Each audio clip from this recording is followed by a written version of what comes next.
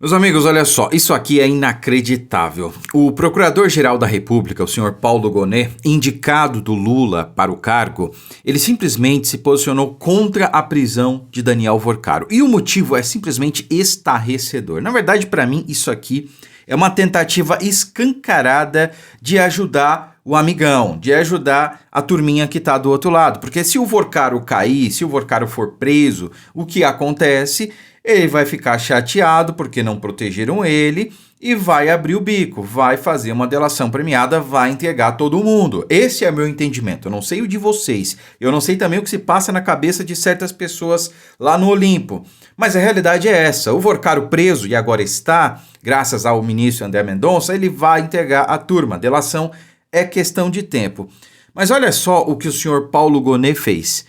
Diante dos fatos inquestionáveis que a Polícia Federal trouxe à tona, né, que havia ali, inclusive, com autorização do Vorcaro, uma espécie de campana, né, não sei se é exatamente essa a palavra correta, mas ele estaria autorizando uma operação que visava simular um assalto, né, para até violentar fisicamente pessoas, no intuito de talvez intimidar, ameaçar. E uma dessas pessoas, agora o jornalista Léo Jardim, veio à tona e publicizou, né, que ele era um dos alvos, ele muito provavelmente seria essa pessoa ou esse jornalista que seria aí vítima de tudo isso, de Daniel Vorcaro. E diante desses fatos, inacreditavelmente a PGR disse que não havia motivo suficiente para a prisão. O ministro André Mendonça teve que puxar a orelha do Paulo Gonet. Teve que simplesmente dizer que ele estava louco, em outras palavras, né? Olha só, André Mendonça se irritou com o PGR e deu puxão de orelha. Vamos entender o que aconteceu aqui. Em seguida, eu vou mostrar para vocês aqui um áudio do jornalista Léo Jardim falando a respeito, que é muito esclarecedor também, né? Olha só, em um dos trechos da decisão do Supremo Tribunal Federal, que mandou prender o dono do Banco Master, Daniel Vorcaro, o relator do caso, o ministro André Mendonça, dá um duro recado à PGR. Cobra urgência nas investigações e cita um plano do banqueiro para agredir um jornalista. Quer dizer, se havia um plano já autorizado pelo Vorcaro para agredir alguém, como é que isso pode não ser motivo suficiente para a prisão? Porque por muito menos tem gente presa. O Felipe Martins mesmo está preso pelo quê? Alguém pode responder? Alguém pode dizer pelo que o Felipe Martins está preso? Mas está lá, né? Olha só. Ao receber o pedido, Mendonça concedeu 72 horas para a manifestação da PGR. O órgão afirmou que não havia no pedido, abre aspas, indicação de perigo iminente, imediato, que induza a extraordinária necessidade de tão rápida e necessariamente sucinta análise do pleito. Ele diz que não há perigo iminente, perigo imediato. Um plano já autorizado pelo Vorcaro para fazer isso aí. Não havia perigo iminente. Na decisão, o ministro rebate essa avaliação que, segundo ele, a representação da Polícia Federal traz sérias evidências da continuada prática de crimes de gravíssima repercussão. Mendonça afirma ainda que a urgência do caso é clara. Abre aspas, é preciso ressaltar que a urgência na tramitação deste fato decorre do perigo iminente a bens jurídicos da mais elevada relevância e de envergadura constitucional. No caso aqui, bens jurídicos de mais elevada relevância é a vida. Perigo iminente, a vida. Bem jurídico, o maior bem jurídico, o bem jurídico mais valioso é a nossa vida. E havia aí um risco ao bem jurídico do Léo Jardim, né? A vida do Léo Jardim. Isso precisava ser resolvido. Como é que você resolvia isso?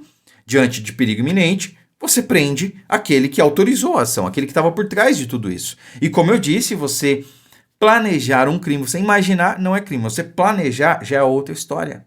Essa é a questão. E vale ressaltar o seguinte, porque agora vão aparecer aí um pessoal hipócrita, para dizer o mínimo. Não, porque o Mendonça foi contra o parecer da PGR. É claro, a PGR é óbvio que vai contrariar a vontade do Lula. A vontade do Lula é que o Vorcaro seja preso? Não, né? A gente sabe muito bem por quê. Porque todos os amiguinhos dele estão envolvidos nesse esquema do Master. Talvez até ele próprio, não é? Talvez ele tenha sido o maior operador desse esquema, ou não, democracia relativa, não podemos falar abertamente. Mas o caso é que o ministro Alexandre de Moraes mesmo já ignorou diversas vezes o parecer da PGR. Por exemplo, a PGR se manifestou favoravelmente pela liberdade condicional do Clezão. E o que aconteceu? Alexandre de Moraes ignorou o pedido. O que aconteceu depois? O Clezão morreu na cadeia, sob tutela do Estado.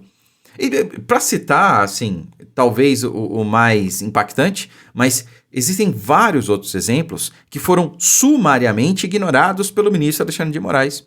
Então o juiz ele tem essa discricionariedade, ele tem esse poder, ele pode concordar ou não com o parecer do Ministério Público, no caso aqui da PGR, e foi o que fez André Mendonça, né?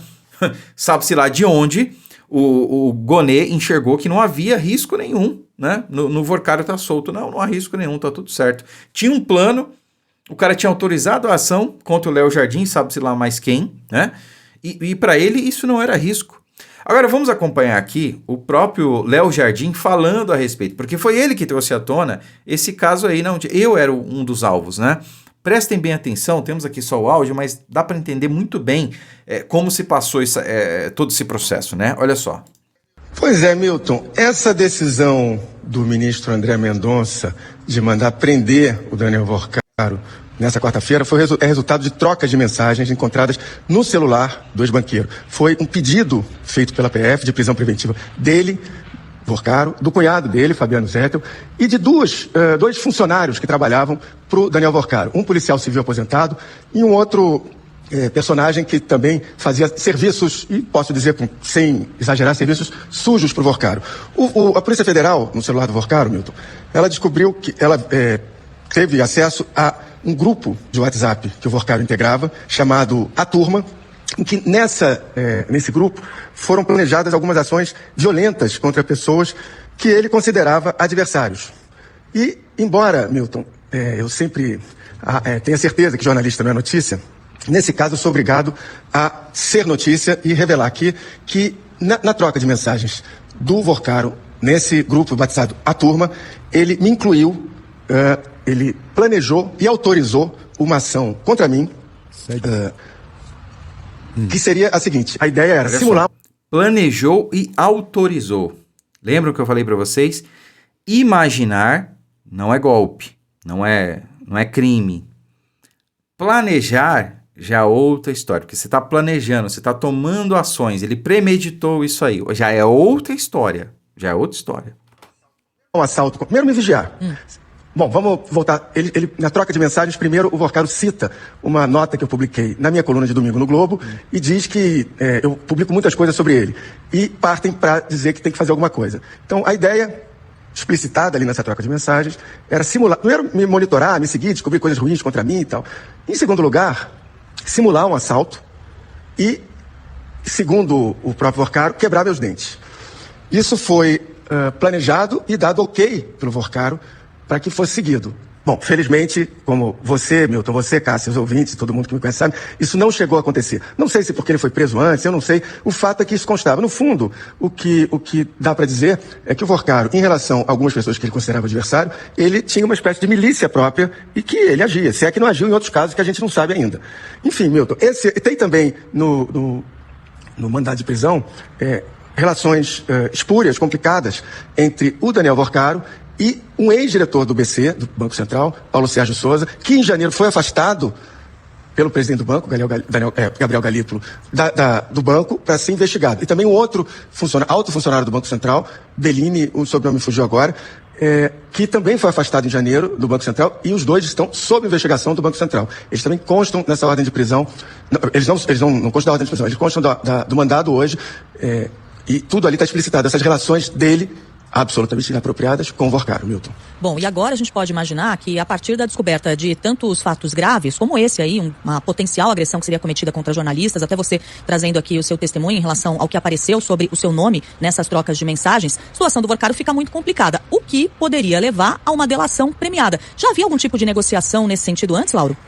Pois é, Cássia, em janeiro, eu mesmo cheguei a publicar em janeiro, meados de janeiro, a defesa do Daniel Vorcaro, o time de defesa dele chegou a discutir isso, sim. Chegou, inclusive, eu sei, a convidar um outro advogado para integrar o time, esse outro advogado, um criminalista de São Paulo, recusou. Enfim, que eles estavam debatendo a possibilidade, não tinha nenhuma decisão, de o Vorcaro oferecer uma delação premiada para o Ministério Público, para a PGR. Isso não foi adiante naquele momento. Agora, ele sendo preso agora, com com provas da Polícia Federal obtidas do celular dele mais robustas.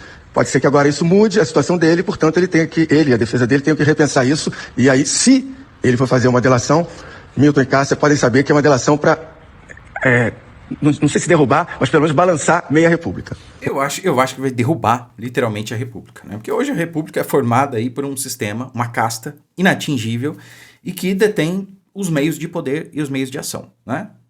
Se essa gente toda está envolvida e essa gente cair, basicamente a república cai, a gente constrói do zero. Em ano eleitoral, eu não consigo pensar num momento melhor para fazer isso. E eu espero que realmente isso aconteça, né? A gente reconstrua a república do zero, né? Enfim, é até complicado para mim falar isso, porque a república não deu certo, né? A república oriunda de um golpe lá de 1889, né? Que expulsou a família real, assumiu o poder e que começou errado desde então. Não deu certo e estamos até hoje aí com esses problemas que, enfim, a gente tem que vir aqui todo dia e repetir as mesmas coisas. Mas o fato é que o Forcaro agora não tem para onde correr, porque não se trata mais de fraude bancária, de fraude fiscal, de corrupção passiva, ativa. Nós estamos falando de outro tipo de crime. Isso aqui é coisa de mafioso, como eu falei no vídeo anterior. Isso aqui pode adicionar aí uns bons anos a uma eventual pena do Forcaro. Por que eventual pena? Porque ainda não tem processo criminal, né? Ainda não foi condenado, então a gente não pode aí usar certas palavras, né? Tem que ser a colocação correta.